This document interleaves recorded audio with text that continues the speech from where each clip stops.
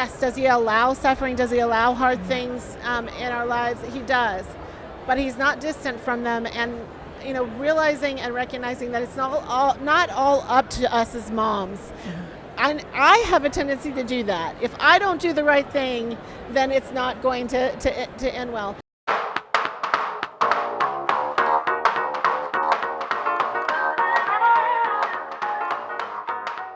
We are on day 3 Yes. of NRB 2024. So excited to have a new guest with us right Yay! now. We are with Renee Leonard Kennedy. And this fabulous is Anna co-host. Grace Smith. And today we have a fabulous guest who I had the delight of connecting with, Karisa Moore. Is it Karisa or Karissa? Karisa. Karisa. Yeah. Karisa Moore. And we had a conversation a couple of days ago. I think it was day 1 of NRB, Among the Magnificent Chaos.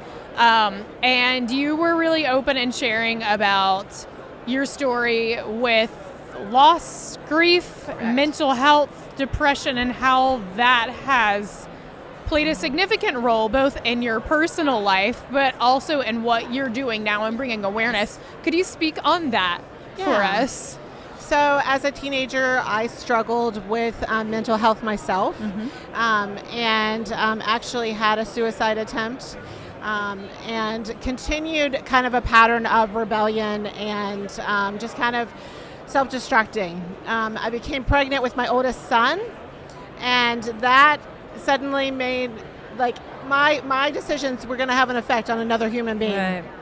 And at that point, I realized that, I could keep going the route that I was, and it was going to be to the detriment of my child, or I could make a difference. But I didn't know what change to make. I went back to, I was raised in the church, so I went back to that as kind of the potential foundation, and I cried out to God and said, I've made a mess of everything. What can you do with this? Oh, amen. And he's like, let me show you. Yeah. And he proceeded to do that. And it was just such a blessing. But my son seemed everything was normal. But when he got to be about walking, he started to have some medical issues where he would limp. Didn't seem to be in pain, but he couldn't walk for a little bit. And it would last for a little bit, and then it would go away. And that continued to happen. We started to pick up on a pattern, would know some of the triggers, and tried to control it the best we could, but we never had any answers as to why he was struggling with these things. When he hit puberty, it began to worsen, and eventually started moving up towards his brain. And his junior year, he had a perfect storm where all the triggers happened the same time. And he was never the same after that. His decision making was almost like getting to know another person. Right. And so it was, I was on my knees a lot. And in the end, he ended up taking his own life. But did you ever get a diagnosis of what? We did not. Now, his brother has had similar symptoms. And because we knew the dietary aspect to that, we started to make some adjustments and changes and trying to figure out what he was reacting to. He would do things like break out into hives, but it seemed to affect also his behavior. And so we did a lot of checking, a lot of testing, a lot of research, and they suspected that he had a connective tissue disorder. That was the diagnosis they gave to him. And then 4 years later, they took that back and said he didn't have enough of the markers. But that being said, we have definitely figured out some things for my middle son that we didn't have for my older one, as far as how to help him. But still, no definitive answer. Did you ever recognize some of the signs when things were going downhill with your son? Was he high functioning? Could you see it very clearly? Yes, like they were, especially when he was littler, there were definitely some symptoms. And because we ate decently healthy at the time, I think some of the things were more controlled. But of course, as he became a teenager, had more freedom, ate more, different things. And he was drinking a lot of caffeinated type beverages, and so those things began to affect him more as well. And what it did was create inflammation in his body, and we think ultimately his brain. How old was he when? 18. 18. Did he have a social circle? Did he feel isolated? Did he have a functioning, extracurricular activities he was involved in, friend groups, Yes. church groups? So he did. However, as things progressed and worsened, we watched one by one those start to cave. Yeah. If you've ever seen the movie Inside Out, that was exactly what we watched. That movie came out just after he died. I think it was that following summer, and my husband and I just sat there and just wept because that was like watching what we saw with our son. Well, because I myself have been with several relatives who've had, particularly after 2020, mental issues. Okay. Did you try to treat those? Did you take them? Yeah. What kind of works did you do? So we did. His dad and I, at one point, had him hospitalized because he was espousing some threatening of suicide. He was hospitalized for a week, but they had no beds to keep him, and so they released him. And he continued to just kind of maintain that level. He was on medication. My sense is the medication did not help things. It just made his emotions flat, Right. to where he could not respond. Right. I believe medications help and work for some, but for him, it did not. And I think it made it easier for him to follow through. Was he open with you and your family about his struggles, or did he tend to retreat inwardly? Actually, ironically, my son always would share with me and say, Mom, I'm struggling. I don't know. And at the time, his school actually had started a suicide kind of prevention type thing. And he answered the questionnaire honestly. But that wasn't always communicated well to the parents. Right. So it's kind of hard to do something with. But he communicated that with me. Right. He told me that he had answered those questions honestly. There's a couple. Well, there's several layers. We did feel like we had a lot of obstacles in the medical realm to get him the help he needed. HIPAA is a wonderful tool. Yes, it is. However, when you have a child who is almost an adult, Yes. you have little to no say over their medical well-being. So, because he was not in his right mind, he could say, no, I don't want to go to those things. I don't want to do those things. And this is interesting because I've shared this with Anna Gray, and we've talked about the HIPAA being a real issue, because how can somebody who is not thinking the way that God created them to think make decisions for themselves at that point? And on the flip side, we can see the danger of it, someone thinking for them, So how did you handle that? A couple things. One, I kept repeating the same phrases every time that he was around. I would say, I want you well, mind, body, and spirit. Yeah. How are you eating? He was not eating well. How are you taking care of yourself? Right. But my husband did an amazing thing and really gave me a gift for the last 6 months, because he said, Karisa, we are in jeopardy of losing you. You are so hyper-focused on trying to help him to be well that you are struggling to function. Right. And when he said that, I knew he was exactly right. And I knew that I had to give Jonathan over to the Lord, that the Lord went where I could not, because at that point, Jonathan had pretty much cut me out of the decision making. Right. And so I just laid him at the altar, and that last 6 months were probably the best they possibly could have been with him, even though I could not have say over the end result. How did and this is such a personal subject, and for parents to go through this with a child, that's such a personal relationship. How did your life change after that?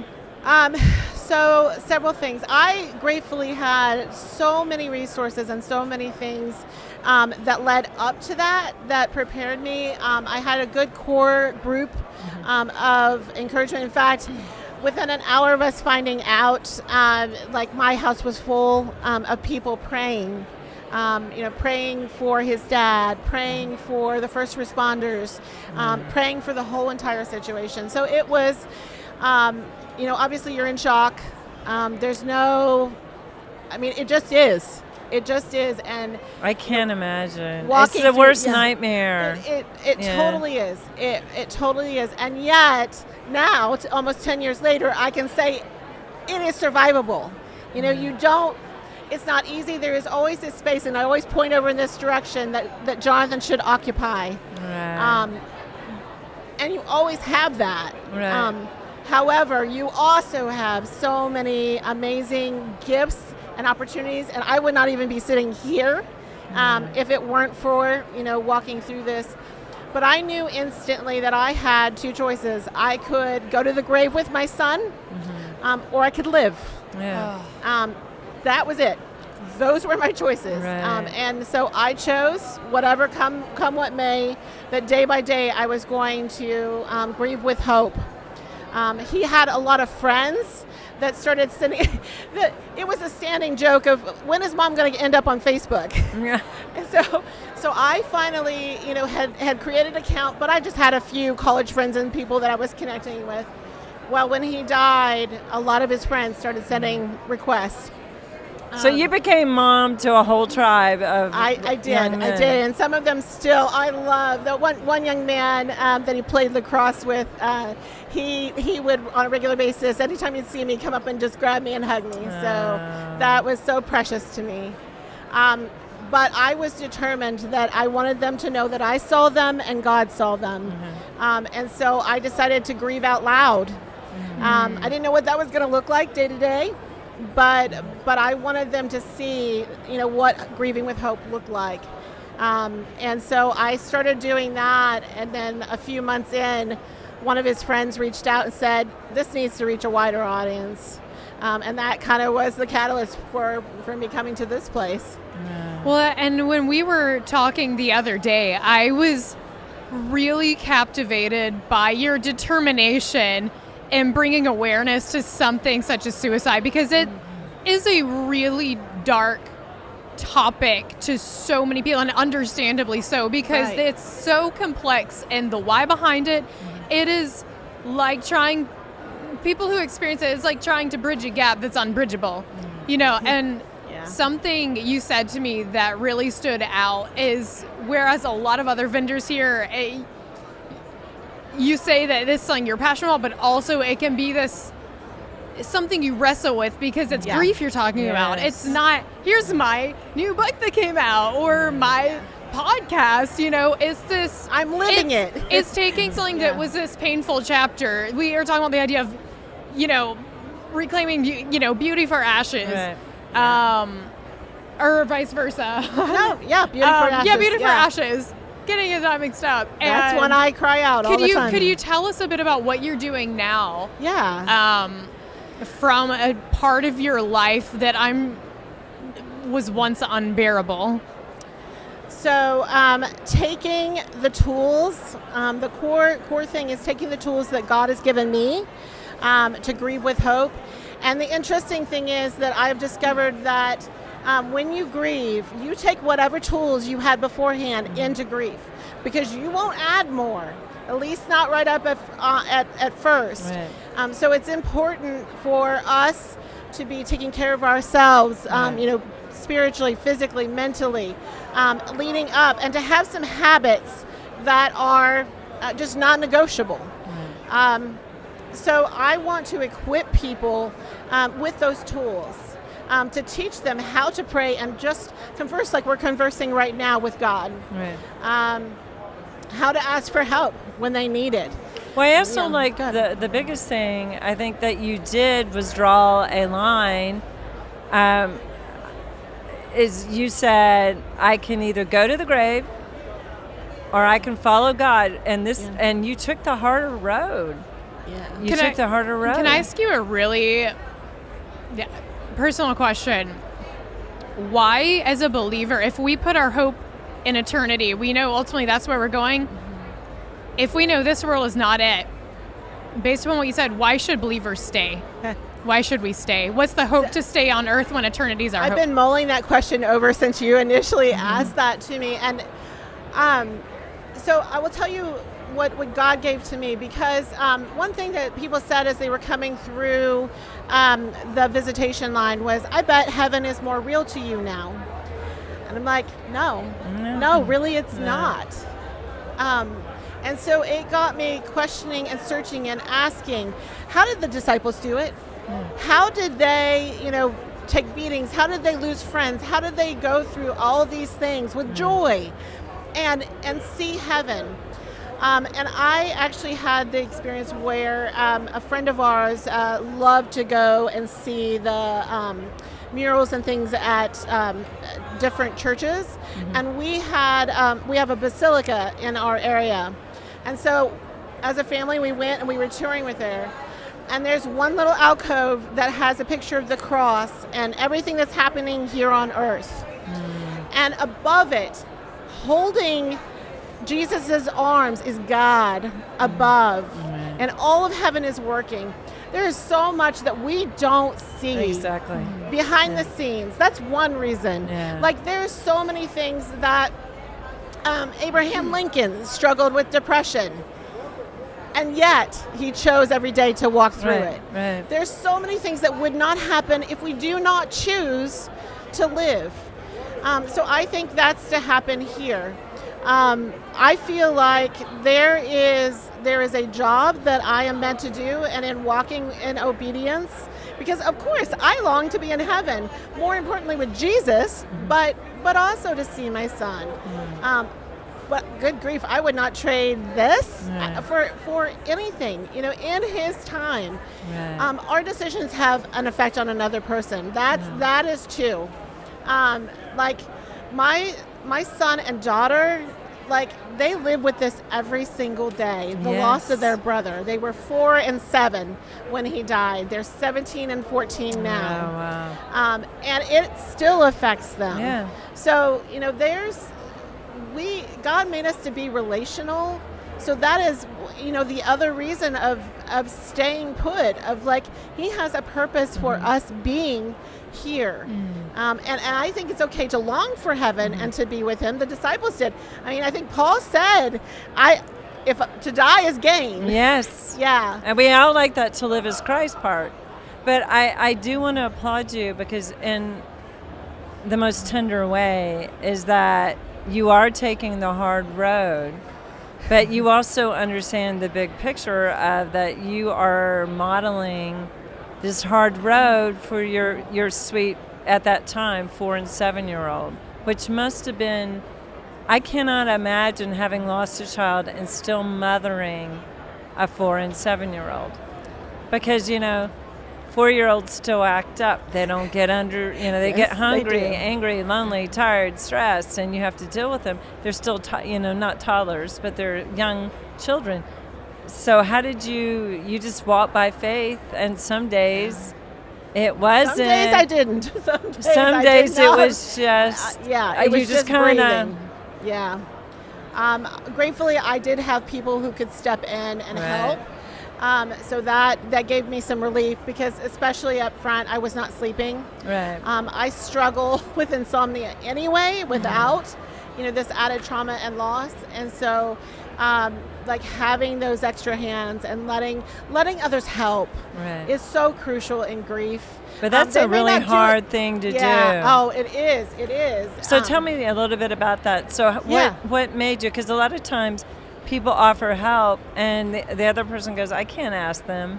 We talked about that, before. So people kept offering to help, and I didn't know how to answer them. I didn't know, okay, well, how could they help me?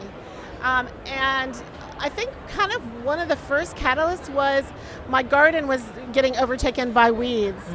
And that for me was like something practical and hands-on that would lift my spirit, to see the flowers, because we planted some of the flowers that had come from the funeral.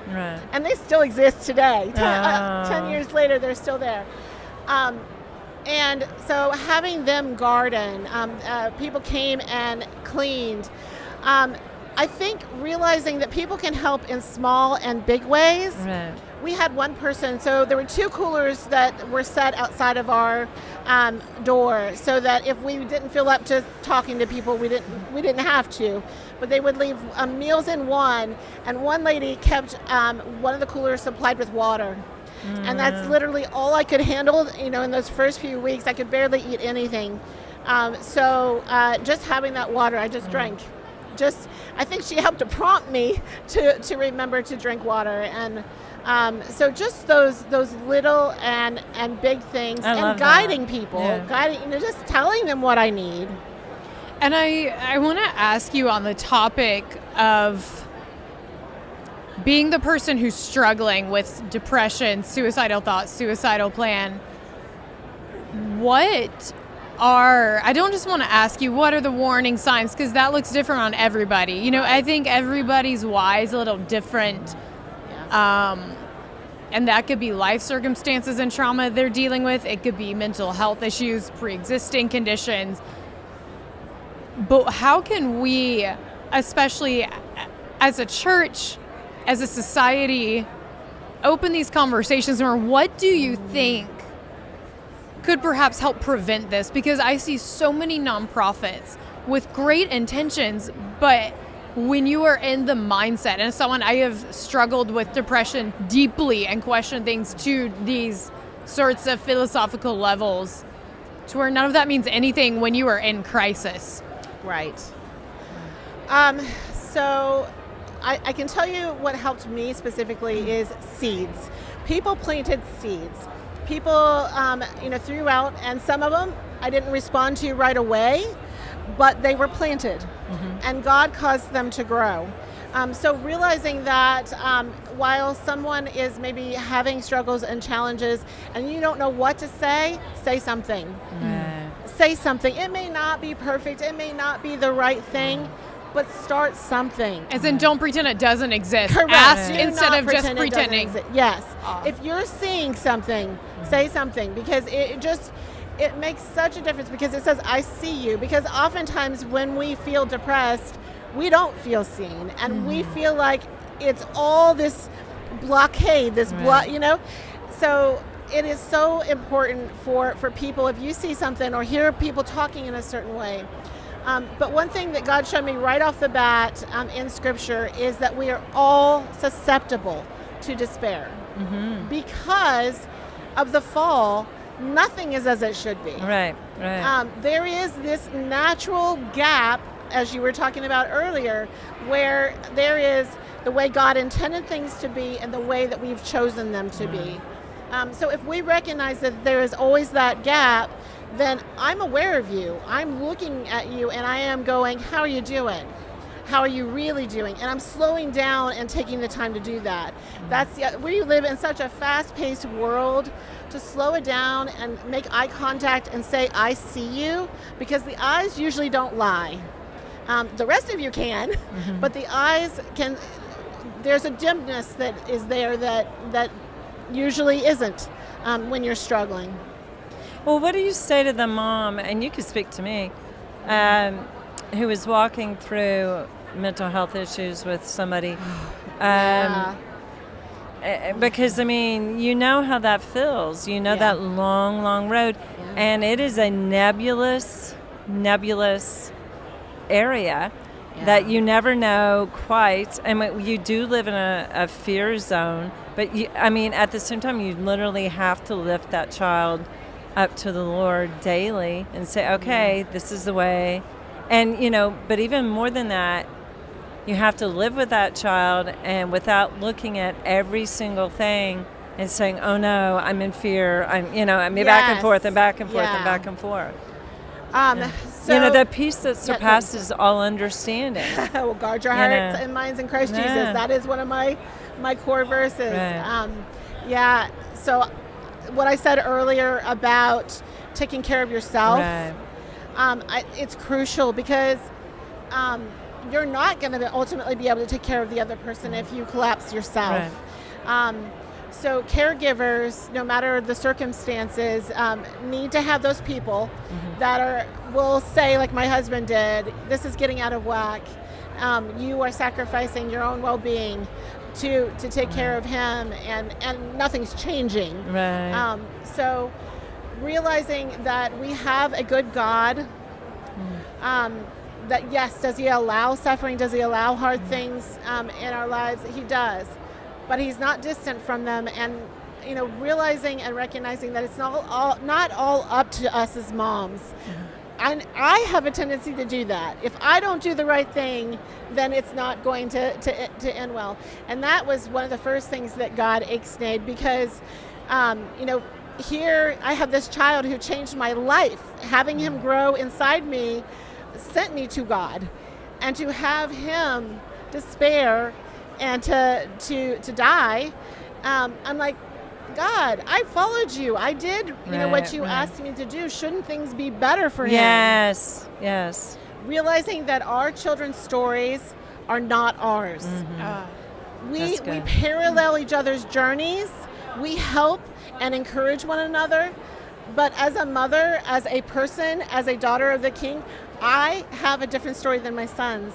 And to live that story. That is very beautiful, and words I needed to hear, and I'm sure plenty of moms and dads out there needed to hear. What is your book? And where can we find you? Because this is a fantastic resource for so many who are in a desolate, hopeless place, or just trying to bridge that gap. Yes.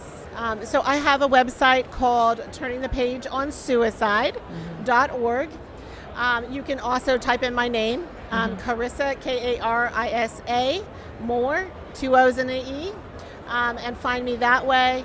And there I'm trying to collect resources as well. So I love hearing people's stories, and ultimately I'm working towards developing a podcast to share people's stories as well of hope. So you can email me at Karisa, Karisa, at turningthepageonsuicide.org. And a shout out to the group that you're a part of. Yes, awesome. Thank you for I'm also a part of that. Thank you So very much. We do appreciate you. Thank you for opening up and doing what you do. I do want to say about the book, though. The book is coming out in May. It is going to be, I have a poetry book currently, and then I've got a book coming out in May that will be a devotional to help mothers and people walk through grief. And what is it called? It's called Turn the Page, Devotions to Help the Griever Hope. Okay, very good. We just thank you so much for being a part. Thank you for your vulnerability and even sharing your story. I know people say, "Oh, time heals," but I'm like, it's really what you do with the time, and that looks different on everybody. And so, I'm thankful for being at our conversation the other day, and for you being willing to share on this topic with us in our Morality living room at NRB. So, thank you for being vocal about it.